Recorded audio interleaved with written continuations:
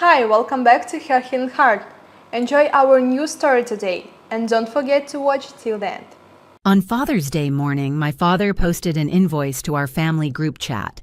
47 people, 3 generations, everyone from my step-cousins in Ohio to my great-aunt in Florida. The total at the bottom, $177,453.28. The description, cost of raising an unwanted child. The last line, my biggest failure, payment due immediately. That unwanted child was me. I'm Dakota, I'm 31 years old, and I work as a clinical research coordinator at Upstate Medical Center in Syracuse, New York. I live alone in a 1-bedroom apartment with my cat, Pesto, who I adopted 3 years ago from a shelter because his adoption listing said, "Not friendly, do not approach," and I felt like we understood each other. Turns out, he just needed someone who didn't expect him to perform happiness. We have that in common. My mother, Caroline, died when I was 3. I don't remember her. Just photographs and a locket my grandmother gave me before she passed. My father, Asher Keller, remarried when I was 5. His new wife, Jolene, came with a smile that never quite reached her eyes and a way of saying my name that made it sound like a disease. They had 2 more children together, my half-brother Wade, who's 24 now, and my half-sister Tamsin, who just turned 22. Growing up, I was always the extra one, the reminder of the wife my father wanted to forget, the line item that didn't fit the budget. I spent my whole childhood trying to be small, trying not to cost too much, ask for too much, need too much. When Wade and Tamsin got new clothes for school, I got hand-me-downs from a cousin in Rochester. When they went to Catholic Academy with the plaid skirts and the good test scores, I went to public school, 3 bus transfers away. When they got braces at 13, I smiled with my mouth closed until I could afford Invisalign at 27, paid for with my own money, on a payment plan that took 2 years to finish. And I told myself this was normal. I told myself my father was doing his best. I told myself the difference in treatment was in my head. Then came that invoice. I was sitting at my kitchen table with my coffee when my phone started buzzing. The family group chat, the one we only use for holidays and death announcements, was suddenly active. I opened it expecting someone's birthday or maybe a photo of someone's new grandchild. Instead, I saw a spreadsheet. My father had formatted it professionally. Categories, subcategories, line items. 18 years of shelter allocation at $847 per month. Food and nutrition, conservatively estimated at $34,200. $12,000 for emotional distress compensation. And my personal favorite, $2,847.28 for transportation to school events I attended against my preference. He'd even given me a credit. Negative $54,886 for minimal childcare costs due to subjects' self-sufficiency. Apparently, the fact that I never asked for anything was worth a discount. The final line read, payment due immediately. Sincerely, Asher R. Keller, Father, reluctantly. I stared at my phone for so long that Pesto jumped on the table and knocked it into my coffee.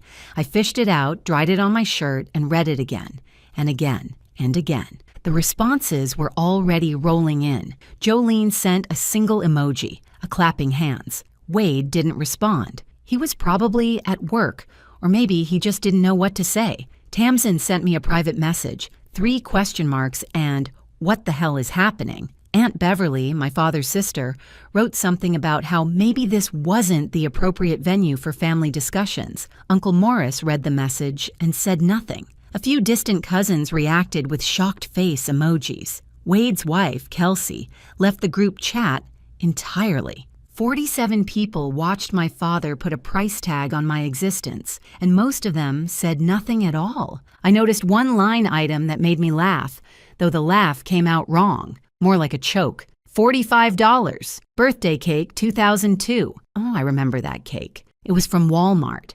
Half price because it was a day old, and it said, "Congratulations, graduate," in blue frosting.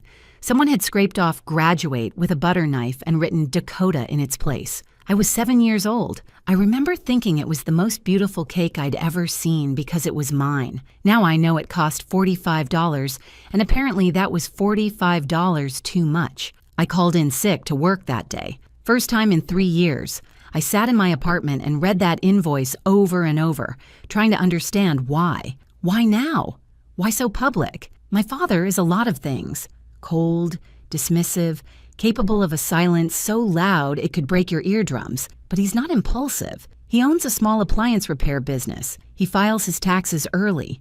He plans. So what was he planning? I didn't know yet that my grandfather, Russell Keller, had recently told the family he wanted to update his will, that he'd mentioned wanting to speak with each grandchild personally, that my father had spent the last 4 months watching his inheritance slip away and decided the best defense was a public offense. I didn't know that the man I'd been told my whole life had abandoned me, my own grandfather, had actually been sending money for me every single month since my mother died. I didn't know any of that. Not yet. All I knew was that my father had just told 47 members of my family that raising me was his biggest mistake, and I had to decide what to do about it. I spent 2 days in a fog, not crying, calculating.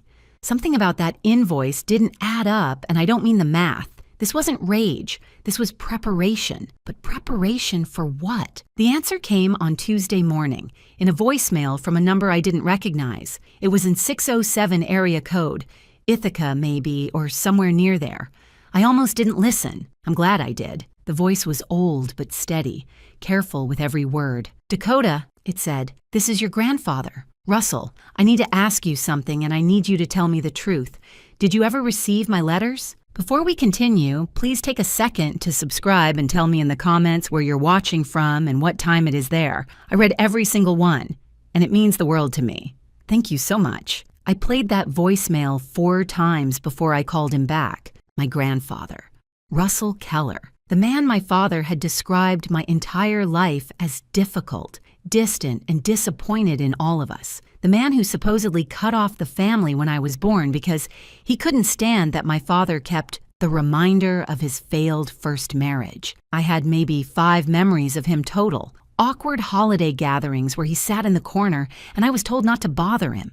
Now he was asking about letters. When I called back, his voice was careful.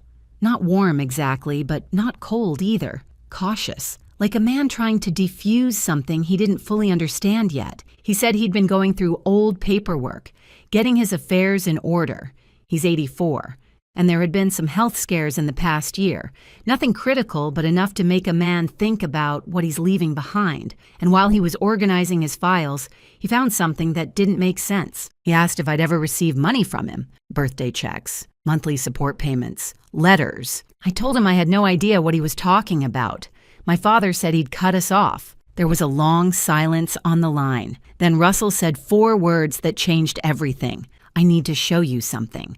Can you come to Ithaca? Don't tell your father. 2 days later, I drove the 2 hours from Syracuse to Russell's property outside Ithaca. The house was smaller than I remembered, a farmhouse with white siding that needed painting and a porch that sagged slightly on one side. I hadn't been there in years. My father always found reasons to skip Russell's invitations. Too busy, too far, too complicated. Russell met me at the door. He was thinner than the last time I'd seen him, and his hair had gone fully white, but his eyes were sharp, accountant's eyes. He'd worked for the county treasurer's office for 42 years before he retired. He noticed things. He didn't hug me. We didn't have that kind of relationship. Instead, he led me to the kitchen table, where a single canceled check sat waiting. The date was March 1998. The amount was $1,200. The memo line read, "For Dakota monthly support." I'd never seen a penny of that money. Russell watched my face as I processed it. Then he said, quietly, that he'd sent one of these every month for 19 years. From 1998, when my mother died, until 2017, when I graduated college, and my father told him I didn't need help anymore. 19 years, $1,200 a month. That's $273,600, not counting the emergency requests. Money for braces I never got, summer camps I never attended, college expenses I paid for with loans, and 2 part-time jobs. I asked him why he never checked, why he never called me directly, never showed up, never made sure the money was going where it was supposed to go. The answer broke something inside me. He said he tried. When I was a child, he sent letters, birthday cards with money inside. They came back, returned to sender. He called the house, and my father always had an excuse. Dakota's at school, Dakota's with friends. Dakota doesn't want to talk right now. When I got older, he asked for my phone number. My father said I'd changed it, said I didn't want contact with that side of the family, said I blamed Russell for my parents' problems, for the divorce he'd had from my grandmother years ago, for things I didn't even know about. Russell believed him. Why wouldn't he? Asher was his son. Then, 2 years ago, something happened that started Russell wondering. Wade got married. Russell sent a $10,000 check directly to Wade as a wedding gift. The first time he'd sent money to one of the grandchildren without going through Asher. Wade called to thank him, and in that conversation, Wade said something that stuck in Russell's mind. "This is so generous, Grandpa. Dad always said you weren't really the gift-giving type." Russell had been sending money to that family for over 2 decades, hundreds of thousands of dollars, and his own grandson thought he was cheap. That was when Russell started looking through his records. He pulled out a box of old documents, canceled checks, letters, bank statements. The box was dusty, but organized. 42 years as an accountant will do that to a person. He'd kept everything. One item fell out as he sorted through the papers. A photograph of me at 7 years old, dressed as a calculator for Halloween. Cardboard box, construction paper buttons, a plus sign drawn in marker on my forehead. Russell said my father had sent him that photo with a note. "She wants to be just like you." I laughed, but it hurt. The truth was I'd been a calculator because it was the cheapest costume we could make. I'd wanted to be a princess. My father said we couldn't afford the dress. Russell looked at that photo differently now. He pulled out another document, a letter from Asher dated October 2002, asking for $50 to cover Dakota's Halloween costume. He'd charged my grandfather $50 for a cardboard box and some markers, and I never saw a cent. I wanted to see everything right then. I wanted to take photos, make copies, build a case. But Russell stopped me. He said he needed to be sure. Some of these records were old, and he wanted to request official bank statements to confirm everything matched. He needed to verify before he accused his own son of theft. I understood. I'm the same way. In my job, you don't make claims without data to back them up. But I also knew something Russell didn't. My father wasn't going to wait for us to build a case. He was already making moves. I found that out the next morning when I got a call from my brother Wade. He said he wanted to meet for coffee, just to talk, just family. I should have known better than to trust that. I met Wade at a diner in DeWitt, neutral territory halfway between Syracuse and the suburb where he lived with his wife. He was already there when I arrived, sitting in a booth by the window, fidgeting with a sugar packet. Wade has always been the nervous one in the family. He's worked for our father's appliance repair business since he was 18, never had another job, never tried to leave. He's not mean exactly. He's just soft. The kind of person who goes along with things because fighting seems like too much effort. I thought maybe, just maybe, he was reaching out because he felt bad about the invoice, because he wanted to understand, because somewhere in there, he remembered that we used to build blanket forts together when he was 5 and I was 12, before Jolene made it clear that we weren't supposed to be that close. We made small talk for a few minutes. His job, my job, the weather, because apparently we'd run out of things to say. Then he started asking questions. Had I talked to Grandpa? What did he say? Did he show me anything? I wanted to believe my brother was on my side, so I told him. I told him about the checks, about the letters, about the money that was supposed to go to me and never did. Wade's face changed, just for a second, a flicker of something I couldn't read. Then he said he needed to use the bathroom. He was gone for 10 minutes. When he came back, everything was different.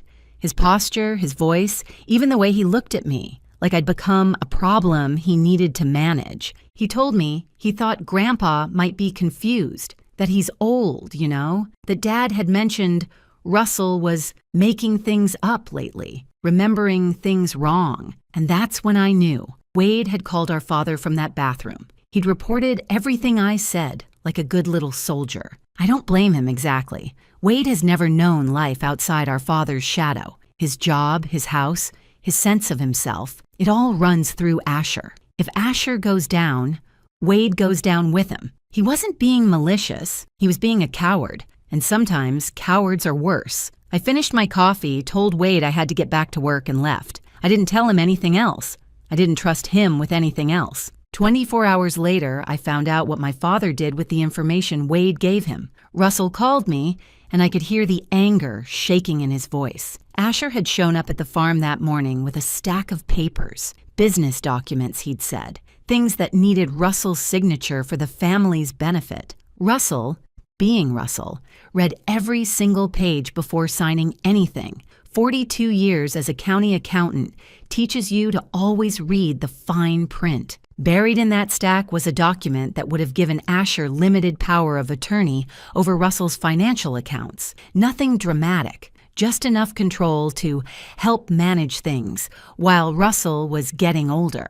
Just enough control to make evidence disappear if he needed to. Russell found it. He didn't sign, and he told Asher to get out of his house. When Russell called me, his voice wasn't just angry. It was resolved. He was done being careful. Done giving his son the benefit of the doubt. He wanted to see every check, every letter, everything, and he wanted to talk to a lawyer. But there was a problem. Russell's records were meticulous, but they weren't complete. He'd moved houses in 2004, and some bank statements from that period were missing. We could see the pattern. Checks going out every month, letters coming in asking for more. But we had gaps, holes that a good lawyer could exploit. Russell said he could request the records from his bank, but it would take time. 4 to 6 weeks for statements going back that far.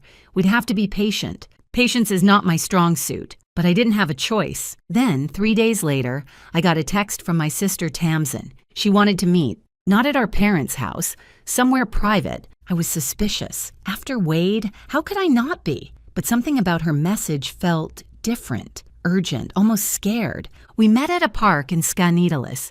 Sitting on a bench overlooking the lake, Tamsin was pale, her hands gripping her purse like it might fly away if she let go. She said she needed to show me something, but I had to promise, not to tell anyone where I got it. Then she pulled out a manila folder. The label on the front read, Dakota Records. She'd found it in our father's home office. She'd overheard him and Jolene arguing a few nights before. Something about drafts, about documents that should have been destroyed. Tamsin waited until they left the house, then searched. What she found was worse than anything I'd imagined. Inside that folder were drafts of the invoice. Not one draft, 6, dating back to January, almost 6 months before Father's Day. Notes in Jolene's handwriting covered the margins. Add emotional distress category. Remove the medical expenses line. Too obvious, we made it up.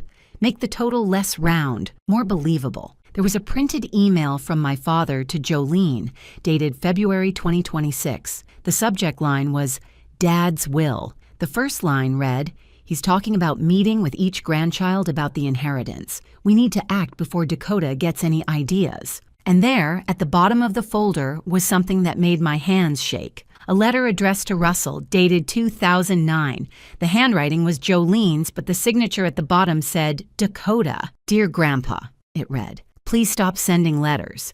I don't want contact with you anymore. I never wrote that letter. I didn't even know Russell was sending letters. Jolene had forged my name to cut off the one person who actually cared about me. Tamsin watched my face as I read it. When I looked up, she was crying. She said she always knew something was wrong with how they treated me. She just didn't know how wrong. And when she found this folder, she realized our parents had been planning to destroy me for months, maybe years. I asked her why she was helping me, what she wanted. She said she didn't want anything. She just didn't want to be part of a family that did this to people. She wanted out. I believed her. Maybe that makes me naive, but I believed her. I drove home that night with a folder full of proof that my stepmother had been forging my identity for 15 years, that my father had been planning this attack for 6 months, that I had been a source of income before I was old enough to tie my shoes. But I also had something I hadn't had before. I had evidence. I had allies, Russell, Tamsin, maybe others once they saw the truth. And I had time. 6 weeks until the bank records arrived. 6 weeks to build a case so airtight that not even my father could talk his way out of it. He'd spent 30 years convincing everyone I was the problem, the ungrateful daughter, the burden, the mistake. He was about to find out what happens when the mistake starts keeping receipts. Russell Keller is 84 years old, and he has been waiting his entire life to use his skills for something that actually matters. That's what he told me the night I brought him the folder Tamsin had found. We sat at his kitchen table, the same table where I'd first seen that canceled check from 1998, and he spread everything out like a general planning a campaign. The invoice drafts, the forged letter, the email about the will, and his own records, pulled from boxes that hadn't been opened in years. He looked at it all for a long time. Then he looked at me. "Your father thinks he's clever," Russell said, "but he's not an accountant. He made one critical mistake. He assumed nobody would ever check the math." For the next 6 weeks, Russell taught me what 42 years in the county treasurer's office actually means. It means you don't throw anything away. It means you cross-reference everything. It means when someone tells you a number, you verify it yourself. And it means when you catch someone lying, you don't confront them until you have so much evidence they can't possibly talk their way out. Russell still had contacts at the county office, people who owed him favors, people who remembered the guy who'd trained them 30 years ago. He called in those favors now. Bank records that would normally take 6 weeks arrived in 3. Statements going back to 1998, showing every single check he'd ever written to his son. We built a spreadsheet. Russell's idea. He said if you're going to accuse someone of fraud, you need your numbers to be bulletproof. Every check he'd sent, matched against every letter Asher had written, asking for money. Every lie documented and dated. The pattern was devastating. In 2006, Asher wrote that I needed money for summer camp, $2,400 for 8 weeks at a place called Camp Whitmore up near the Finger Lakes. Russell sent the check within a week. That summer, Wade and Tamsin went to Camp Whitmore. I stayed home and watched TV in my room while Jolene complained about how much electricity I was using. In 2008, Asher wrote that I needed braces, $4,200 for the full treatment. Russell sent it. I never got braces. My teeth stayed crooked until I was 27, when I signed up for Invisalign and paid $127 a month for 2 years out of my own pocket. In 2013, Asher wrote that I was starting college and needed help with expenses, $8,500 for the first year. Russell sent it, proud that his granddaughter was going to university. I took out $34,000 in student loans and worked 2 jobs, one at the campus library, one at a coffee shop 3 blocks from my dorm. I graduated with debt that took me 8 years to pay off. I finished the last payment 14 months ago. In 2017, Asher sent Russell a check for $1. The memo line said, "D is off the books." That same year, according to a credit application Russell's lawyer managed to obtain, Asher listed his savings at $847,000 and his annual household income at $185,000. He wasn't struggling. He was hoarding. Total amount Russell sent specifically for my care over 19 years. $341,600. Total amount I actually received. 0. Amount my father had the audacity to invoice me for $177,453.28. He'd stolen twice what he claimed I owed him, and he'd done it while making me feel guilty for existing. Russell handled the legal side. He met with 2 attorneys, one for estate planning, one for civil litigation. The estate attorney updated his will. Asher would receive only what he was legally entitled to under New York law. You can't fully disinherit a child, but you can reduce their share to the statutory minimum. Everything else would go to the grandchildren with me named as executor. The farm, the property Asher had been talking about inheriting for 30 years, would go to me. The civil attorney was more cautious. There was definitely a case for fraud, she said. The letters Asher had written specifically stated the money was for my needs. Using it for other purposes constituted misrepresentation. We could sue for the full amount, plus interest, plus legal fees. But civil cases take time. Discovery, depositions, motions. It could be 2 years before we saw a courtroom. Russell is 84. He might not see the end of a trial. The alternative was a settlement.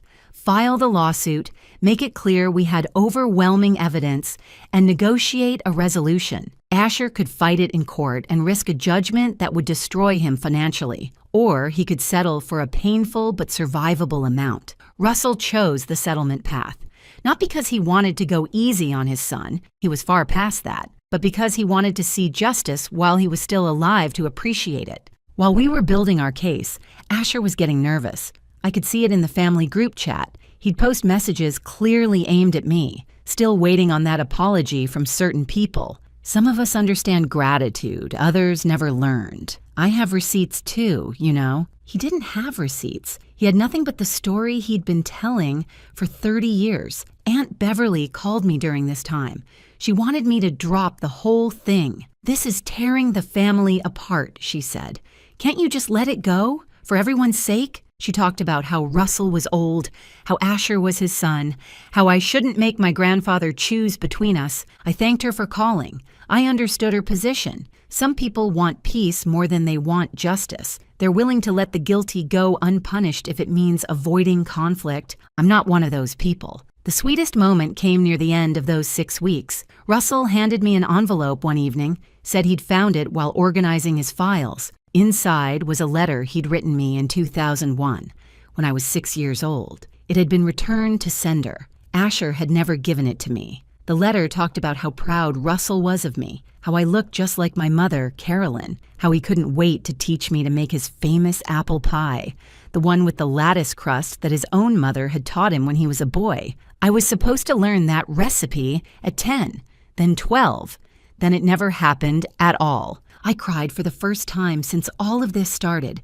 Not for the money. Money can be recovered. I cried for the 30 years of relationship my father had stolen from me. The birthday cards, the letters, the recipes and stories and small moments that should have been mine. That's the crime that can never be fully repaid. My father didn't just steal $341,600. He stole my grandfather. By the end of July, we had everything. Bank statements with official seals, letters with their postmarks intact, the forged note in Jolene's handwriting, the Dakota file documenting 6 months of planning, and Russell's spreadsheet color-coded and cross-referenced, which could make a forensic accountant weep with joy. Russell picked up the phone and called his son. "Asher," he said, "come to the farm Saturday morning, just you. We need to discuss what you've done with my money." For the first time in 58 years, my father didn't have a lie ready, because for the first time in his life, someone had checked the math. I wasn't there for the conversation between Russell and Asher. My grandfather wanted to face his son alone, man to man, without me as a distraction or a target. I understood, even though the waiting nearly killed me. What I know about that morning comes from Russell himself, and from a recording he made. New York is a one-party consent state. You can record a conversation you're part of without telling the other person. Russell knew this. 42 years in county government teaches you things. I've listened to that recording more times than I can count. It's 47 minutes long, and it contains the complete destruction of my father's carefully constructed reality. It started calm. Russell had the spreadsheet printed out and waiting on the kitchen table. Every check, every letter, every lie. Dated, sourced, and verified. I sent you $341,600 over 19 years, Russell said. The memo line on every check said it was for Dakota. The letters you wrote said she needed braces, camp, college money. Where did it go, Asher? My father's first instinct was denial. The money was for household expenses, he said. I was part of the household. It was a reasonable interpretation of Russell's generosity. Russell didn't raise his voice. He just pointed to the documents. The memo line says, "For Dakota." Every single check. You wrote me letters saying she needed orthodontics. She never got braces. She paid for her own dental work at 27. You said she needed camp. She never went to camp. Your other children did. You said she needed college money. She took out $34,000 in student loans while you had $847,000 in savings. When denial failed, my father tried manipulation. Dad, you're confused. This was a long time ago. Things get mixed up in memory. I'm not confused, Russell interrupted. I'm an accountant. I have bank statements with official seals. I have your letters with their original postmarks. I have your signature on every request. Would you like to see them? Then came the anger. I can hear it on the recording. My father's voice rising, losing control. She was a burden, he shouted. You have no idea what it was like raising someone else's mistake. Caroline left me with that child, and I was supposed to just pretend everything was fine? I did my best. No one ever appreciates what I sacrificed. Russell's response was quiet, but it cut deeper than any shout. Dakota was 3 years old when her mother died. She didn't choose to be orphaned. She didn't choose you as a father. She was a child. Your child, Asher. And you treated her like an invoice for 30 years. Finally, my father tried self-pity. His voice went small, almost whiny. I did my best with what I had. You don't know the pressure I was under. No one ever sees my side. Your side, Russell said, is documented in these letters. You stole from your daughter to fund your lifestyle. You told me she didn't want contact when you were intercepting her mail. Your wife forged her handwriting to cut her off from her own family. There's a long silence on the recording. Then Russell delivered the verdict. I'm changing my will. You'll receive the legal minimum I cannot deny you under New York law. Everything else, the farm, the investments, everything I've built over 60 years, goes to your children, including Dakota, especially Dakota. My father threatened to contest the will, said he'd claim Russell wasn't mentally competent to make decisions. Russell was ready for that too. I've had 3 cognitive evaluations in the past year, all documented, all administered by licensed physicians. My attorney has letters from my doctor, my banker, and my pastor confirming my mental fitness. I anticipated you'd try this, Asher. I prepared. Then Russell told him about the civil lawsuit. Fraud. Misrepresentation. The letters requesting money for my needs constituted a legal promise to use that money for my needs. Using it otherwise was actionable. Estimated damages, $341,600 plus interest plus attorney fees. Russell's lawyer had already drafted the complaint. You can fight this in court, Russell said. Hire lawyers, drag it out for years, watch your business get picked apart in discovery, have your financials become public record, or you can settle. Return what you stole to the person you stole it from. My father's response was a whisper, barely audible on the recording. You're destroying this family. No, son, you destroyed this family. I'm just showing everyone where the bodies are buried. The meeting ended. Asher left. And over the next 2 weeks, Russell did something I didn't expect. He didn't post anything in the family group chat. He didn't make a public announcement. Instead, he called each family member individually. Beverly, Morris, the cousins, the extended relatives. I want to tell you something about Asher, he would say. I have proof. You can come see it if you want. Some wanted to see. They drove to Russell's farm, sat at his kitchen table, and looked at the spreadsheet. They read the letters. They saw the forged note. Most of them left in silence, unsure what to say. Others refused to look. Aunt Beverly told Russell she didn't want to get involved. A few cousins said it was family business, and they'd rather stay neutral. The family split roughly 60-40. Not as clean as I would have liked. Not the unanimous rejection I might have fantasized about. But real families aren't like that. Some people will always choose comfort over truth. The ones who mattered, though, they believed it. Jolene's role came out during this period. The forged letter was in her handwriting. She hadn't just known about the scheme. She'd been an active participant since before I was old enough to read. When Russell's lawyer started talking about naming her as a co-defendant in the fraud case, she panicked. Within 3 months, she filed for divorce. Not out of guilt. Jolene doesn't feel guilt. She filed because she saw the writing on the wall and wanted to separate her assets before any judgment could touch them. My father had spent 30 years with a partner in crime. When things got hard, she ran. Wade's situation was more complicated. His wife, Kelsey, had seen some of the evidence.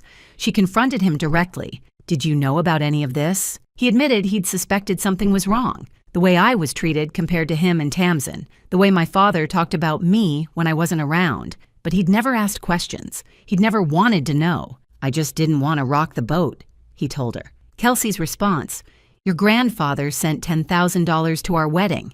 Your father told you it was unexpected generosity. He knew exactly where that money came from. He knew, and he still took it." Their marriage didn't end immediately, but something broke between them. Wade stopped working at our father's business. He needed distance from everything that name represented. Tamsin moved out of our parents' house and got a job in Albany. We're not close. Too many years of being raised as strangers for that to change overnight. But we text sometimes. We're figuring it out. By the end of summer, the outcome was clear. My father had spent 3 decades building a lie about who he was. A martyr, a sacrificer, a father who gave everything for an ungrateful child. It took one spreadsheet to tear it all down. If this story has touched you, please take a second to subscribe and drop a comment. Your support means everything, and it helps me keep sharing these stories. Thank you so much for being here with me. Now, let me tell you how this ends. 6 months after my father sent that invoice, we gathered in a conference room at Russell's lawyer's office in Ithaca to finalize the settlement. The civil case never went to trial. My father couldn't afford the legal fees and the risk of a judgment. His attorney told him the evidence was overwhelming. If this went before a jury, he would lose everything. A settlement was his only viable option. The terms? $280,000 paid to me over 7 years, $40,000 a year, every year, until the debt was cleared, not the full amount he'd stolen. We compromised to avoid the uncertainty of a trial and the years it would take to resolve. But enough to matter. To make those payments, Asher had to sell his business. The appliance repair company he'd built over 25 years, the one Wade had worked at since he was 18, the one my father used to brag about at family gatherings, gone. Sold to a competitor in Rochester for less than it was worth because he needed the cash quickly. He also had to sell the house, the nice one in the good suburb with the finished basement and the landscaped backyard. Russell's records showed he'd given Asher $40,000 for the down payment back in 2003. The check memo said, "For Dakota's home stability." I never lived in that house. I lived in the cramped back bedroom of the old house until I left for college. But the down payment came from money meant for me. I didn't want that house. I just wanted him to lose it. Jolene's divorce finalized 2 months before the settlement. She took what she could, which wasn't much once the legal fees and the settlement were factored in, and moved to North Carolina to live with her sister. She and my father don't speak anymore. 30 years of partnership in cruelty,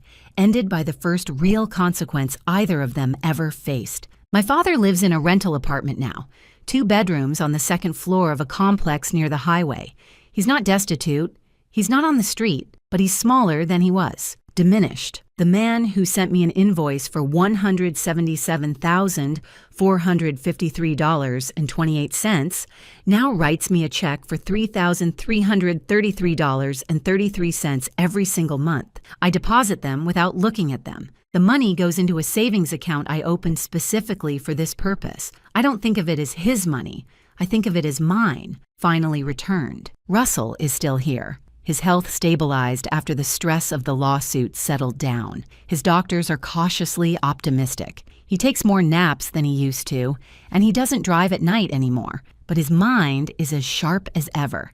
He's not going to live forever. He's 84, but he's not going anywhere yet. He has things to do, apple pies to teach, years to make up for. I bought a house, a small one, just outside Syracuse, about 20 minutes from Russell's farm, first-time homebuyer. I used part of the settlement for the down payment. It has a kitchen with good natural light and a backyard where Pesto likes to watch birds through the window. I go to Russell's every weekend now. We cook together. We talk, we make up for 30 years of stolen time, one Sunday at a time. There are things I don't have. I don't have a relationship with my father. That's over. Not with a dramatic confrontation, but with a quiet finality, like closing a door you never intend to open again. I don't have the version of my childhood I deserved. I don't have my mother, who died before I could form memories of her. Some things can't be recovered. Some losses are permanent. But I have clarity. I know who I am now. I know I wasn't the problem. I know the coldness I felt my whole life wasn't my imagination, wasn't me being too sensitive, wasn't something I needed to apologize for. I was right. I was always right. Last weekend, I stood in Russell's kitchen, helping him make his famous apple pie, the one with the lattice crust, the one he wanted to teach me when I was 10. While we worked, he reached into a drawer and pulled out a birthday card from 2001, my 6th birthday. It still had a crisp $100 bill inside. Never spent, never delivered. I sent one of these every year until you turned 18, he said. Your father returned them all, said you didn't want my money. I didn't take the bill out. I put the card on the refrigerator door with a magnet from a pizza place in Ithaca. I don't need the $100, Grandpa, I said. I needed you, and I have you now. Russell doesn't do sentimental moments. That's not his style. He just handed me the rolling pin and said, the crust won't make itself. We cooked in silence after that. Comfortable silence, the kind you can only have with someone who isn't going anywhere. While we worked, Russell mentioned that Asher had been calling him, wanting to apologize, wanting to rebuild their relationship. I asked what Russell told him. He shrugged. I told him I'm busy, got pies to make. Maybe try again in 19 years. I laughed. 19 years. The same amount of time he'd sent money that never reached me. My father sent me an invoice for $177,453.28. He called me his biggest failure. He wanted me to believe I was a burden, a debt, a mistake. But here's the truth I finally understand. I was never unwanted. I was wanted so much that my grandfather fought for me for 30 years, even when he thought I didn't want him back. I was worth $341,600 to someone.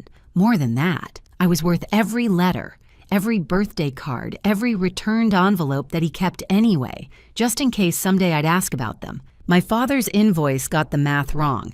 He always was bad with numbers. Some people keep receipts because they want to prove what you owe them.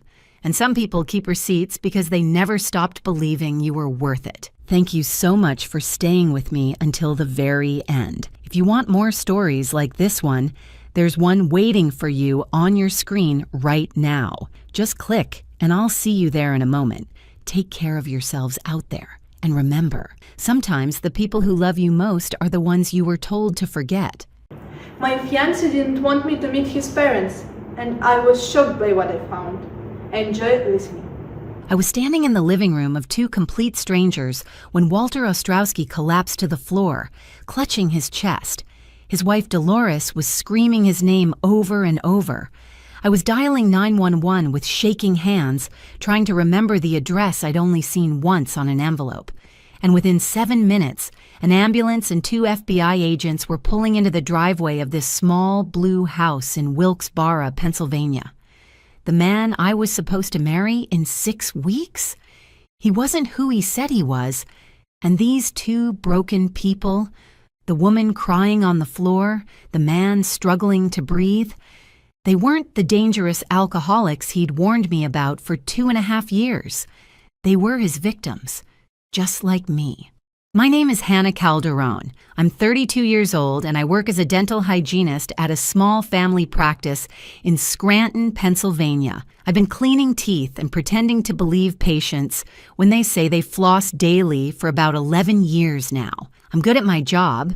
I thought I was good at reading people too. Turns out I was wrong about that. I met Garrett Ostrowski at a friend's birthday party in March of 2021. He was tall, dark-haired, confident, without being arrogant. He laughed at my jokes, even the bad ones. He remembered details about my life that I'd only mentioned once. He brought me soup when I was sick and flowers for no reason at all. After 6 months of dating, I thought I'd finally found the one. After a year, I was sure of it. After 2 years, he proposed with a ring he'd secretly had designed based on a vintage style I'd admired in a magazine. The man paid attention. The man cared, or so I thought. There was only one strange thing about Garrett, and he explained it so well that I accepted it completely. He refused to introduce me to his parents.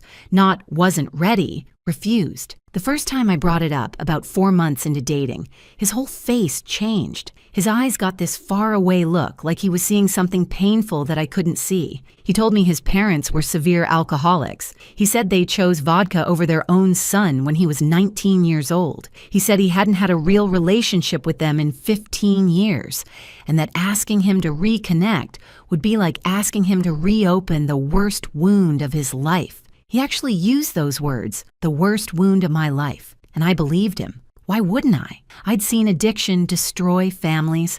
My own Uncle Gary spent 20 years in and out of rehab before finally getting sober at 53. I understood that some family relationships are too broken to fix, so I let it go. I told myself I was being supportive. I told myself I was respecting his boundaries. My mother, Patrice Calderon, was not so understanding. From the very first dinner where I brought Garrett home, she watched him like a hawk watches a mouse in a field. She smiled. She was polite. But afterward, when he'd gone home, she sat me down in her kitchen with 2 cups of chamomile tea and said words I'll never forget. A man who hides his family is hiding something else, Hannah. Mark my words. I told her she was being paranoid. I told her she was judging someone she barely knew. I told her that not everyone has a perfect family like ours. And that was unfair of me, because our family isn't perfect either. We argued. For the first time in years, we really argued. She said she just wanted to protect me. I said I didn't need protection from a man who treated me better than anyone ever had. We didn't speak for almost 2 weeks after that. Looking back, I wish I'd listened, but that's the thing about hindsight. It's always crystal clear when it's too late to matter. When Garrett proposed, he made it clear that the wedding would be small. Just us and your family, he said. I don't need anyone from my past. You're my future. At the time, I thought it was romantic. He didn't want the circus of a big wedding. He didn't need 300 guests and a 12-piece band. He just wanted me. But small details started to bother me, things I pushed aside because I didn't want to see them. Garrett worked from home as a financial consultant. He had flexible hours, took calls in the other room with the door closed, and never really explained what he did in concrete terms. When I asked, he'd say things like portfolio management and investment strategy for private clients. It sounded impressive. It sounded vague. I have a degree in dental hygiene, not finance, so I figured I just didn't understand his world. He also drank more than I expected. Not falling down drunk, never that, but whiskey at 5 p.m, wine with every dinner, a beer while watching the game, then another, then a third. For a man who said he was traumatized by growing up with alcoholic parents, he seemed remarkably comfortable with a glass in his hand. I mentioned it once, gently, and he laughed it off. Social drinking isn't the same as addiction, babe. I know my limits, and I let it go. I was very good at letting things go.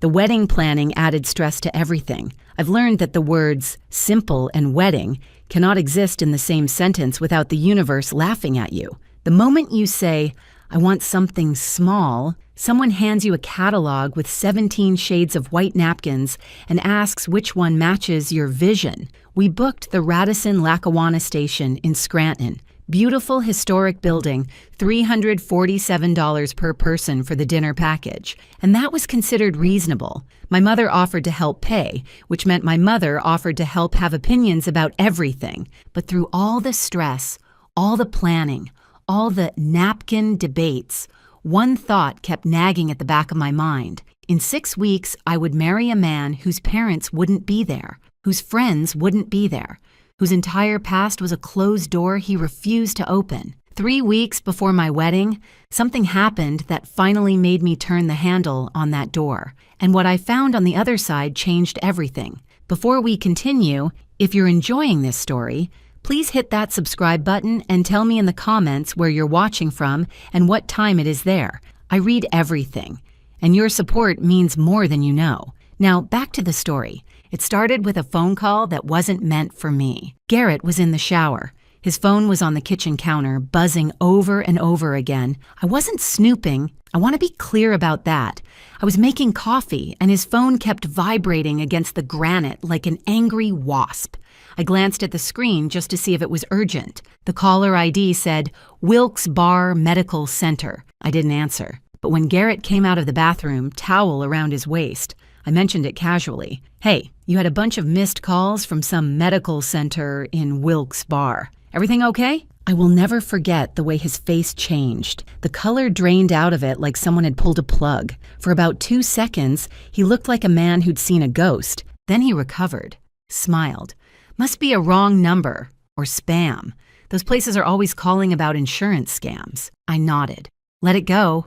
I was still very good at letting things go, but later that night, When Garrett was asleep and I was lying awake staring at the ceiling, a thought kept circling in my brain like a dog chasing its tail. Wilkes-Barre, Pennsylvania, is 27 miles from Scranton, about 35 minutes by car. Garrett had always told me his parents lived in Columbus, Ohio. Columbus is 7 hours away. Different state, different world. Why would a hospital 35 minutes from our apartment be calling my fiancé, a man who supposedly had no connection to anyone in that area? After that night, I started watching Garrett more carefully, not snooping through his things, not checking his phone, just paying attention in a way I hadn't before. And I noticed things. His drinking was getting worse. Not dramatically, but steadily. The 5 o'clock whiskey became 4 o'clock. The one beer during the game became 3 or 4. One afternoon, I went to put my gym bag in the trunk of his car and found a half-empty bottle of Jameson wrapped in a gym towel, tucked behind the spare tire. The irony hit me like a punch to the stomach. This man had painted his parents as hopeless alcoholics who destroyed his childhood. He'd used their supposed addiction as the reason I could never meet them. And here he was, hiding whiskey in his car like a college kid sneaking drinks past his RA. I told myself he was stressed. Wedding planning. Work pressure. Everyone copes differently, right? That's what I told myself. Then there was the money. I logged into our joint savings account one Tuesday evening, the account we'd opened together for our future, for the down payment on a house, for the life we were building. We'd been contributing to it for over a year. There should have been $34,000 in that account. There was $26,000. $8,000 had vanished. When I asked Garrett about it, carefully, not accusingly, he was smooth as butter on a hot pan. Oh, babe, I moved it into an investment opportunity. Short-term thing. A buddy of mine has this deal, and I couldn't pass it up. It'll triple in 6 months, I promise. No paperwork, no documentation, no name of the buddy. Just trust me. And I trusted him. I hated myself a little for it, but I trusted him. About 2 weeks before the wedding, I was looking for my passport. We were planning a honeymoon in Costa Rica, and I needed to make sure it wasn't expired. I remembered putting it in Garrett's closet in a box with other important documents. I found the passport, but I found something else too. In a shoebox behind his winter boots, the fancy leather ones he never wore, there was an old photograph. It showed a younger Garrett, maybe 22 or 23, standing between two people at what was clearly a graduation ceremony. He was wearing a cap and gown. The two people beside him were beaming with pride. Behind them, I could see a banner that said, Bloomsburg University. I turned the photo over. On the back, in neat handwritten cursive, someone had written, Garrett's graduation day, Bloomsburg University, 2011. We're so proud of you. Love always, Mom and Dad. I stared at that photo for a long time. The woman had kind eyes and a warm smile. The man had his arm around Garrett's shoulders, the way proud fathers do. These people did not look like severe alcoholics who had abandoned their son. They looked like parents. Normal, happy, loving parents who were proud of their kid. I've met alcoholics in my life. My Uncle Gary once tried to fist fight a lawn flamingo at Thanksgiving dinner because he thought it was looking at him funny. These two people in the photo looked like they alphabetized their spice racks for fun.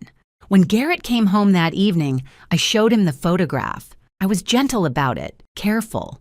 I didn't accuse him of anything. I just said, I found it and asked about it. And Garrett's eyes filled with tears. He told me the photo was from before his parents got bad. He said looking at it was painful because it reminded him of the people they used to be, before alcohol changed them. He said he kept it hidden because he couldn't bear to look at it but couldn't bear to throw it away either. Then he looked at me with those wet eyes and said, You're just like everyone else, Hannah. You don't believe me. You think I'm making up my own trauma. I felt about 2 inches tall. I apologized. I hugged him. I put the photograph back where I found it and promised myself I would never doubt him again. That lasted about 4 days. My mother called on a Thursday evening. Her voice had that particular tone, the one that meant she'd done something she knew I wouldn't like. Hannah, I need to tell you something, and I need you to listen before you get angry. She'd run a background check on Garrett, some online service that cost $39. She said she couldn't sleep at night, couldn't stop worrying, and she'd finally given in to her instincts. There are gaps, she said. addresses that don't match what he told you, employment history that doesn't add up, and something called a possible alias flag. Hannah, I really think you need to look at this. I lost my temper. I said things I'm not proud of. I accused her of trying to sabotage my happiness because she couldn't stand to see me build a life with someone she hadn't personally vetted. I told her if she couldn't support my marriage, maybe she shouldn't come to the wedding. We didn't speak for 5 days after that, but the seed was planted. And no matter how hard I tried to ignore it, that seed was growing roots. That Friday night, lying next to Garrett while he snored softly beside me, I made a decision. If he wouldn't introduce me to his parents, then I would introduce myself. Whatever I found, alcoholics, addicts, broken people, hostile strangers, at least I would know the truth. I just had no idea how bad the truth would be. Garrett announced on Wednesday that he had a financial conference in Philadelphia. 3 days, Thursday through Sunday. He'd be staying at a hotel downtown, meetings all day, networking dinners at night. He packed a suitcase, kissed me goodbye, and told me to try not to miss him too much. The moment his car disappeared around the corner, I felt something shift in my chest. This was my chance. 3 days with him gone.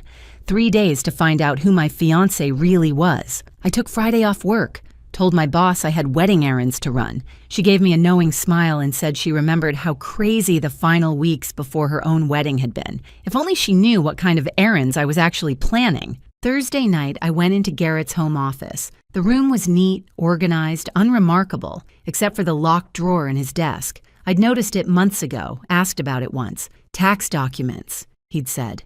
Boring stuff. The accountant has the key. But I'd seen Garrett use a small key to open that drawer late one night when he thought I was asleep. I searched for almost an hour before I found it, tucked into the inside pocket of his winter coat, the one hanging in the back of the hall closet. A small brass key, unremarkable, easy to overlook. My hands shook as I slid it into the lock. Part of me expected the drawer to be full of exactly what he said. Tax returns, bank statements, boring financial documents. Part of me hoped for that, because the alternative meant everything I believed about my life was a lie. The drawer contained about 15 letters, bundled together with a thick rubber band, the return address on every single one. Walter and Dolores Ostrowski, 247 Maple Ridge Lane, Wilkes-Barre, Pennsylvania, 18702. Not Columbus, Ohio. Wilkes-Barre, Pennsylvania, 35 minutes away. I sat on the floor of his office and read every letter. They spanned from 2021 to 2023. Some were short, just a few lines. Others went on for pages, and every single one broke my heart. Please, son, we don't understand what we did wrong. Garrett, we haven't heard from you in 3 months. Are you safe? Are you eating enough? Please just let us know you're alive. Your father cries at night. He thinks I don't hear him, but I do. Whatever happened between us, we can fix it. Please come home. We love you. We will always love you. Nothing you could ever do would change that. Please, Garrett, please. These were not letters from alcoholics who had abandoned their son. These were letters from parents desperate to reconnect with a child who had abandoned them. Everything Garrett told me was a lie. Every single word. Friday morning, I woke up at 7, showered, dressed in jeans and a plain blue sweater, and got into my car, a 2018 Toyota Camry with 67,000 miles and a crack in the windshield I'd been meaning to fix for 8 months. I typed the address into my phone's GPS, 247 Maple Ridge Lane, Wilkes-Barre, Pennsylvania. 27 miles, 34 minutes. I had been living 34 minutes away from the truth for 2.5 years. The drive felt surreal. I kept running scenarios in my head. Maybe the letters weren't what they seemed. Maybe his parents really were manipulative, and the loving words were a tactic to lure him back. Maybe I would knock on that door and find exactly the nightmare Garrett had described. Drunk, hostile, dangerous people who would confirm everything he'd told me. I almost turned around twice. Once on the highway, once at the exit. My hands were sweating on the steering wheel. My heart was pounding so hard I could hear it in my ears, but I kept driving because I needed to know. I saved $11,000 in my emergency fund by bringing my own lunch to work every day for 3 years. Ham sandwich, apple, bag of pretzels. Nothing fancy, but it added up. And I tell you this because when you're driving toward a moment that might blow up your entire life, you think about strange things. You think about ham sandwiches and savings accounts and all the small choices that led you to this exact moment. 247 Maple Ridge Lane was not what I expected. It was a modest Cape Cod-style house, powder blue with white trim, set back from the street behind a well-maintained lawn. The garden was still blooming with late roses, pink and red and yellow. There was a ceramic frog sitting on the porch beside a pot of chrysanthemums. The welcome mat by the front door said, "Bless this home," in cheerful script. This was not the house of people who chose vodka over their son. This looked like the house of people who watched Jeopardy every night at 7 and sent Christmas cards with photos of their grandchildren. I sat in my car for 5 minutes just staring at that house. Then I made myself get out, made myself walk up the path, made myself ring the doorbell. For a long moment, nothing happened. I almost convinced myself no one was home, that I could leave and pretend I'd never come here, pretend I'd never found those letters. Then the door opened. The woman standing there was in her mid-60s, with gray hair cut in a neat bob and reading glasses pushed up on her head. She was wearing a floral apron that said, "World's Okayest Cook," the kind of apron you buy as a joke gift and end up using every day. Her eyes were bright and alert. Her hands were steady. She looked nothing like an alcoholic. "Can I help you?" she asked, polite but cautious, the way anyone would be when a stranger shows up at their door. I opened my mouth to speak and realized I had no idea what to say. I'd rehearsed this moment in my head 100 times during the drive, but now that I was here, every word evaporated. "My name is Hannah Calderon," I finally managed. I'm engaged to your son, Garrett. I know this is unexpected and I'm sorry to just show up like this, but I stopped talking because of the way her face changed. The color drained out of it. Her hand shot out to grip the doorframe, like she needed something to hold her up. Her mouth opened and closed, but no sound came out. "Ma'am?" I said. "Mrs. Ostrowski? Are you okay?" She shook her head slowly. Her eyes were filling with tears. "That's impossible," she whispered. That's impossible. "I don't understand. What's impossible?" She looked at me. Really looked at me, like she was trying to determine if I was real or some kind of hallucination. "Our son Garrett is dead," she said. "He died 3 years ago." The ground shifted under my feet. The porch tilted. I grabbed the railing to keep from falling. Dead? The man I had kissed goodbye yesterday morning was dead? The man whose ring I was wearing? The man who was supposedly at a financial conference in Philadelphia right now? But Dolores Ostrowski wasn't finished, and what she told me next made me wish I had never knocked on that door. "You need to come inside," she said, her voice trembling. "You need to meet my husband, and then you need to tell us everything, because someone has been lying to all of us." The inside of the Ostrowski home smelled like cinnamon and coffee. There were family photos on every wall, graduations, holidays, a younger Garrett blowing out birthday candles. A cross hung above the fireplace. The furniture was old but well cared for, the kind of furniture people keep for 30 years because it still works fine and holds too many memories to replace. Dolores led me to the kitchen table and called for her husband. Her voice cracked when she said his name.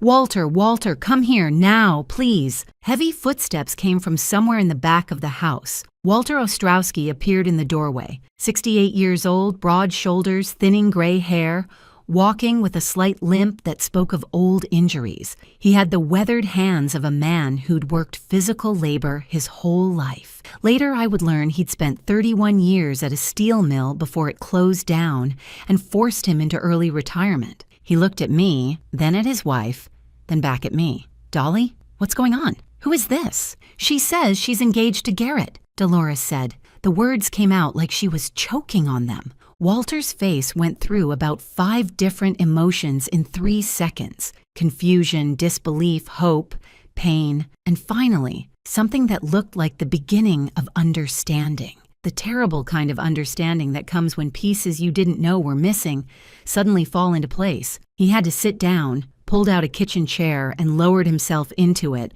like his legs couldn't hold him anymore. "Tell us everything," he said.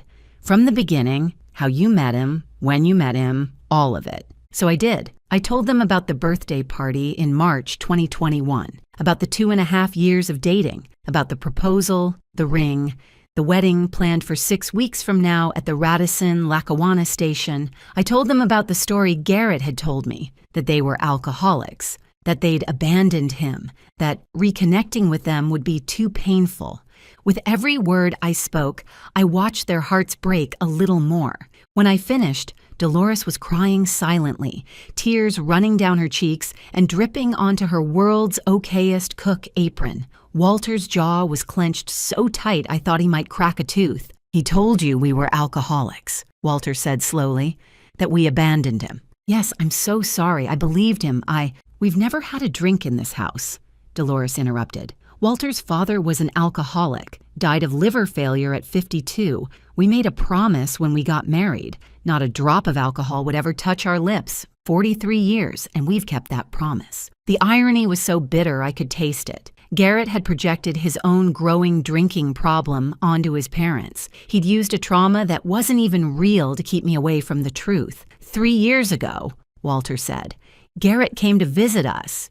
It was October, a Sunday. He sat right where you're sitting now and told us he was in serious trouble. The story came out in pieces, Walter and Dolores trading off like they'd rehearsed it, though I knew they hadn't. They'd probably just told it to each other so many times, trying to make sense of it that it had become a kind of script. Garrett had told them he'd witnessed something terrible, a crime connected to organized crime, he said. He claimed he'd been placed in witness protection and had to disappear completely. For their safety and his, they needed to believe he was dead. No contact, no calls, no letters. He'd cried, held his mother, told them he loved them and that this was the hardest thing he'd ever had to do. And then he'd asked for money. For his survival in hiding, Dolores said, her voice hollow. That's what he called it, survival money. Walter stood up slowly and walked to a desk in the corner of the living room. He pulled out a folder, thick, worn at the edges,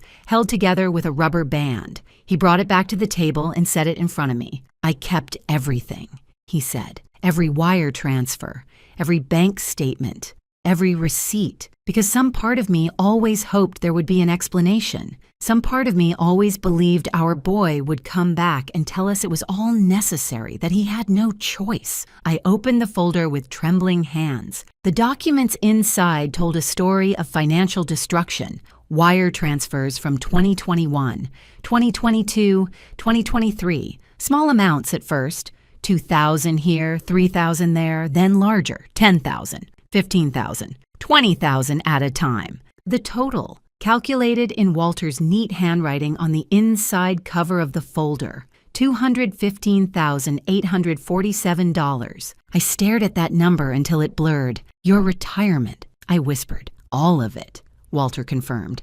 $168,000. Every penny we'd saved in 40 years of working. Gone. And when that wasn't enough, Dolores added quietly, we refinanced the house, took out a second mortgage, another $47,000. They were going to lose their home. The house with the ceramic frog and the rose garden and the welcome mat that said, "Bless this home." They were going to lose it because their son had stolen everything they had. But the worst part, the part that made me want to scream, was still coming. "He told us why he had to run," Walter said. His eyes met mine and I saw something terrible in them. "He told us it was because of you." "What?" "His girlfriend." That's what he said. His girlfriend was connected to dangerous people. He said he had to disappear to protect you both, but he needed money to start over somewhere safe. The room tilted. I gripped the edge of the table. "For 3 years, Dolores said, I've hated a woman I never met. I've blamed her for taking my son away. Every night I prayed that something terrible would happen to this woman who ruined our family." She reached across the table and took my hand. Her fingers were cold and trembling. "And that woman was you," she said. "You were a victim, too. Just like us." I couldn't speak, couldn't breathe. The man I was supposed to marry had turned his own parents against a fictional version of me, while simultaneously using me as a prop in his perfect boyfriend performance. My mother always said I had terrible taste in men. I used to think she was being dramatic. Turns out she was being generous. Walter pulled another document from the folder. A power of attorney form, his and Dolores' signatures at the bottom, granting Garrett control over their finances in case something happened while he was in hiding. Look at the date, Walter said. The notary stamp showed April 2022, more than 6 months after Garrett had supposedly died and vanished into witness protection. We didn't sign this, Dolores said. I've never seen this document before today. Those signatures aren't ours. Forgery. On top of everything else, fraud, theft, emotional manipulation, he'd forged their signatures on legal documents. That was a federal crime. Multiple federal crimes, probably. There's one more thing, I said, remembering suddenly. A few weeks ago, Garrett got a phone call from Wilkes-Barre Medical Center.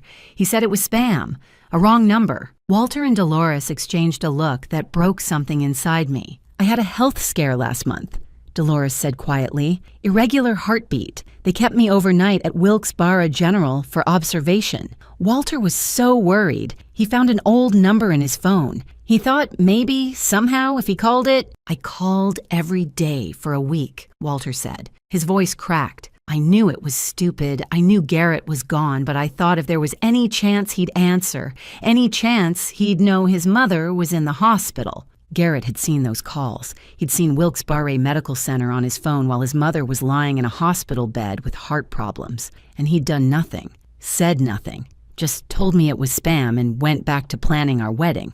That was the moment Walter broke. I saw it happen. Watch the realization hit him like a physical blow. 3 years of denial, 3 years of making excuses, 3 years of telling himself that his son must have had good reasons, that someday it would all make sense. It wasn't going to make sense. There were no good reasons. His son was a monster. Walter stood up from the table, swayed, knocked over his chair, reaching for something to steady himself. Walter? Dolores was on her feet instantly. Walter, what's wrong? He pressed his hand to his chest. His face had gone gray. Sweat was beading on his forehead. Can't breathe right, he gasped. Chest tight. And then he went down. He hit the kitchen floor hard, and Dolores started screaming his name over and over, dropping to her knees beside him. I had my phone out before I even realized I'd moved, fingers finding 911 like they had a mind of their own. 911, what's your emergency? I need an ambulance. A man is having a heart attack. He's 68 years old, conscious but in distress, chest pain, difficulty breathing. What's the address, ma'am? I looked wildly around the kitchen, spotted an envelope on the counter, read the address off it. 247 Maple Ridge Lane, Wilkes-Barre. Please hurry. 7 minutes. That's how long it took for the ambulance to arrive. 7 minutes that felt like 7 hours, with Walter on the floor and Dolores holding his hand and me trying to remember every piece of first aid training I'd ever had. Stay calm. Keep him still. Loosen his collar. Talk to him. Keep him conscious. Stay with me, Mr. Ostrowski. Help is coming. Just keep breathing. In and out. That's it. In and out. The ambulance pulled into the driveway with lights flashing. 2 EMTs rushed in, took over, started working on Walter with professional efficiency that made me want to cry with relief. But then I noticed something strange. Another car had pulled up behind the ambulance, a dark blue sedan, and 2 people were getting out, a man and a woman, dressed in business casual, not medical uniforms. The woman reached into her jacket and pulled out something that caught the light, a badge. The EMTs were loading Walter onto a stretcher when the 2 strangers walked through the front door of the Ostrowski home like they owned the place. The man was maybe 40, Latino, with a close-cropped beard and sharp eyes that took in everything at once. The woman was younger, red hair pulled back in a ponytail, carrying herself with the kind of quiet authority that comes from years of training. FBI, the man said, holding up his badge. I'm Agent Reyes. This is Agent Whitmore. We're looking for Walter and Dolores Ostrowski. Dolores spun around from where she'd been watching the EMTs work on her husband. That's my husband on that stretcher. What do you want? What's happening? Agent Whitmore moved toward her, hands raised in a calming gesture. Ma'am, we're not here to cause trouble. We've been investigating a financial fraud case, and your family came up in our investigation.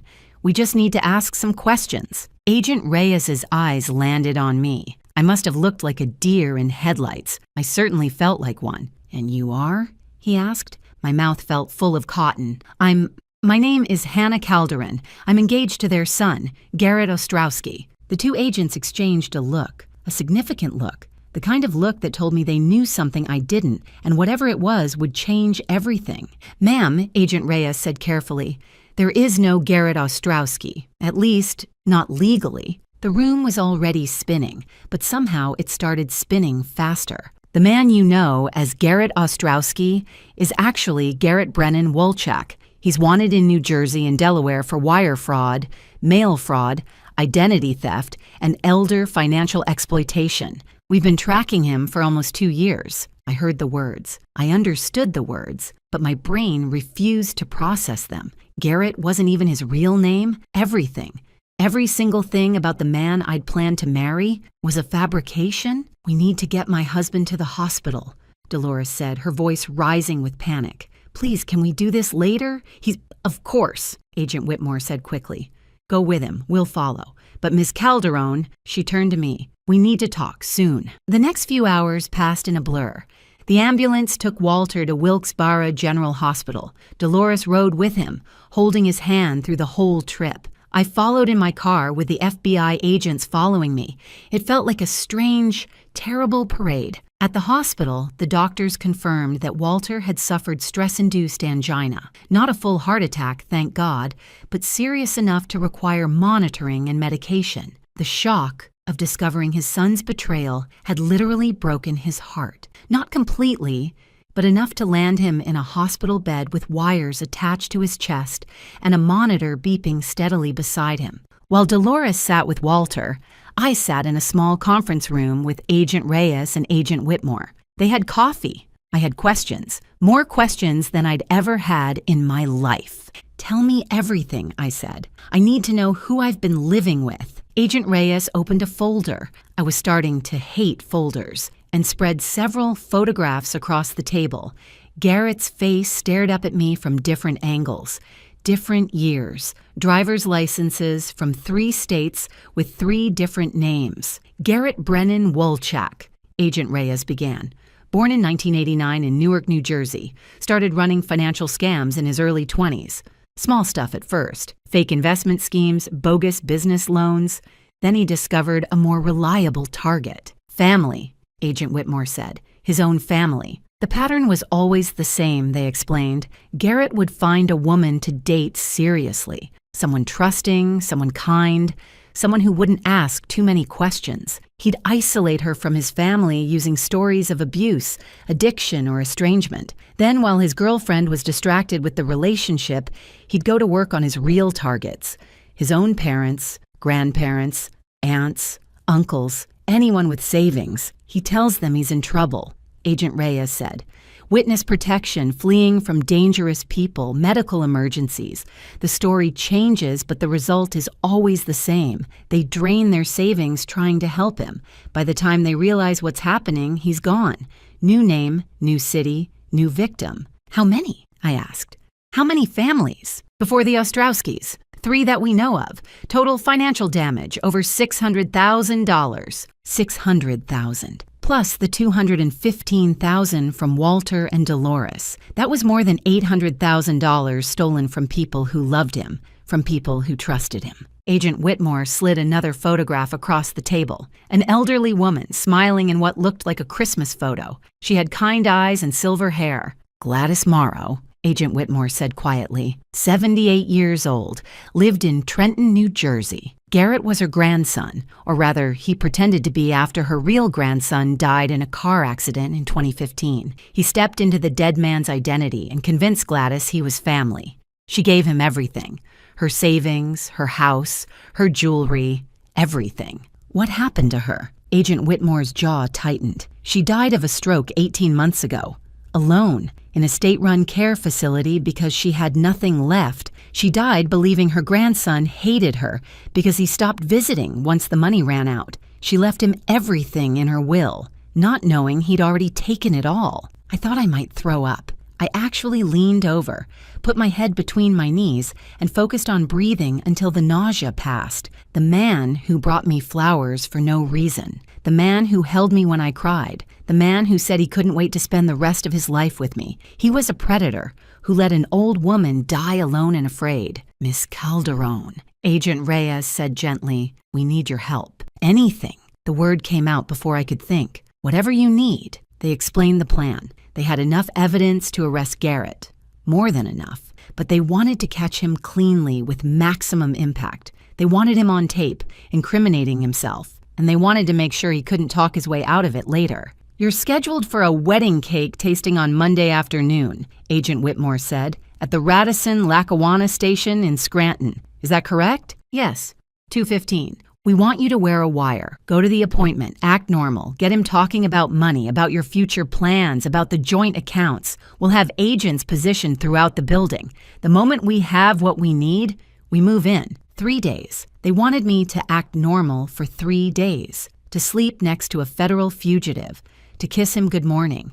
To pretend I didn't know that everything about him was a lie. Can you do that? Agent Reyes asked. I thought about Walter in his hospital bed. I thought about Dolores crying in the kitchen. I thought about Gladys Morrow dying alone because a monster stole her family and her savings and her dignity. Yes, I said, I can do that. The next 48 hours were the longest of my life. Garrett came home Sunday night, cheerful and relaxed from his conference. He kissed me at the door, told me he'd missed me, asked if I'd had a good weekend. I smiled and said yes. I'd just run some wedding errands, nothing exciting. I asked about his trip. He told me stories about panels and networking events that had probably never happened. We watched a movie that night, some comedy I couldn't focus on. He laughed at all the funny parts. I laughed when he laughed, a few seconds late, hoping he wouldn't notice. We went to bed. He fell asleep within minutes, snoring softly like he always did. I lay awake until 3 a.m, staring at the ceiling, counting the hours until Monday. Monday morning, Garrett picked out my outfit for the tasting, a blue dress he'd always liked on me. You look beautiful, babe, he said, straightening my collar. His hands were gentle. His smile was warm. I wanted to scream. Instead, I smiled back. Thank you. Ready to pick our wedding cake? The drive to the Radisson took 22 minutes. Garrett talked the whole way about flavor combinations. He was leaning toward raspberry filling with vanilla buttercream. I made agreeable noises at appropriate intervals. The wire taped to my chest felt like it weighed 100 pounds. The tasting room was elegant. White tablecloths, crystal glasses, sample plates arranged like works of art. The catering manager, a cheerful woman named Deborah, greeted us with enthusiasm and started walking us through the options. Red velvet, lemon chiffon, chocolate ganache. Garrett sampled each one thoughtfully, discussing texture and presentation like a man planning the happiest day of his life. I steered the conversation where the FBI needed it to go. Babe, I've been thinking about our savings, I said casually, accepting a forkful of carrot cake. That $8,000 you invested. You never told me the details. What kind of return are we looking at? Garrett smiled. Don't worry about it, Hannah. I've got it all under control. By the time we're back from Costa Rica, that money will have doubled. Trust me. I do trust you. I just want to understand our finances better. You know, since we're going to be married, he launched into an explanation. Vague, full of buzzwords, completely fictional. But he used specific numbers, mentioned specific accounts, said enough that any prosecutor would have a field day. I saw Agent Reyes appear in the doorway of the tasting room. Behind him, Agent Whitmore. Behind her, 2 uniformed officers. Garrett noticed them a second later. His fork stopped halfway to his mouth. Garrett Wolchek, Agent Reyes said, his voice cutting through the soft music playing in the background. You're under arrest. Put your hands behind your back. Garrett's face went through a rapid series of transformations. Confusion, recognition, fear, and then, finally, something cold and calculating. The face of the real man beneath the mask. He tried to run. He made it exactly 4 steps before Agent Whitmore had him on the ground, face pressed against the cream-colored carpet, hands wrenched behind his back. The catering manager, Deborah, dropped a plate of red velvet samples. The crash was almost theatrical. Garrett twisted his head to look at me, cheeks smashed against the floor. Hannah, baby, this is a mistake. Whatever they told you, whatever you think you know, I looked down at him. This man I'd loved.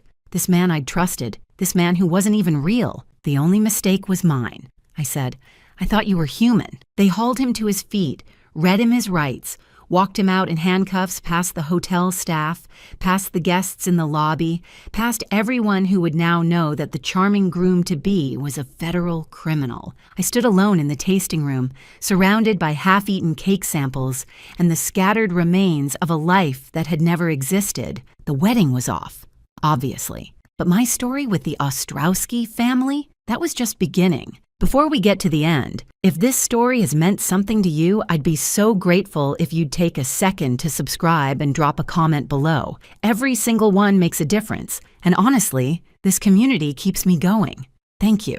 Now, the ending you've been waiting for. The trial took 8 months. Garrett Brennan Wolchak, I still couldn't call him by his real name without feeling sick, was charged with 47 federal counts: wire fraud, mail fraud, bank fraud, identity theft, elder financial exploitation across 3 states, plus the forged power of attorney documents, which added another 5 counts of their own. He tried to fight it at first, hired a fancy lawyer, probably with money stolen from one of his victims, but the evidence was overwhelming.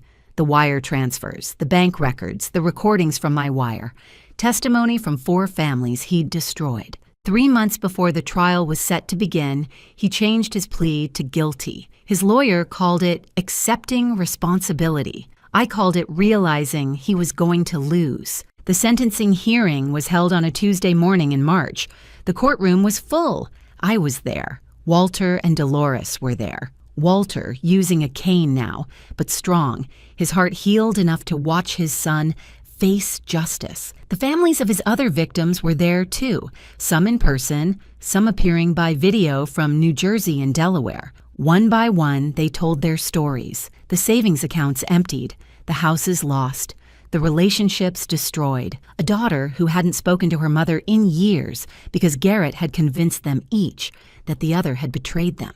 And Gladys Morrow's niece, a woman named Patricia, who'd spent 2 years trying to piece together what had happened to her aunt. She submitted a written statement that the judge read aloud. My Aunt Gladys died believing she had been abandoned by the people she loved most. She died confused and alone in a facility that smelled like bleach and sadness. She deserved better. She deserved so much better, and the man who did this to her should never be allowed to hurt anyone else ever again. When it was my turn to speak, I kept it simple. I thought I was planning a wedding, I said. Instead, I discovered that the man I loved didn't exist. He was a character in a story designed to take everything from everyone who trusted him. I lost 2.5 years of my life to that story. The Ostrowskis lost their retirement. Gladys Morrow lost her life. I hope the court ensures he has plenty of time to think about what he's done. The judge was not merciful. 14 years in federal prison, no parole eligibility for 11 years. Restitution ordered in the amount of $847,000, though everyone knew the victims would be lucky to see a fraction of that. When the sentence was announced, Garrett showed no emotion, just stared straight ahead like a man who'd already checked out, already planning his next scheme from behind bars. I hoped prison would change him. I suspected it wouldn't. But that wasn't my problem anymore. The FBI recovered $67,000 from accounts Garrett had hidden under various names. Most of it went to Gladys Morrow's estate. Patricia used it to pay off the debts her aunt had accumulated in her final years. The rest was split among the victims. It wasn't enough. It was never going to be enough. But the community stepped up in ways I never expected. I organized a fundraiser through my dental practice. Dr. Morrison let us use the waiting room for a weekend, and we set up donation jars and a GoFundMe page. My mother's church held a special collection.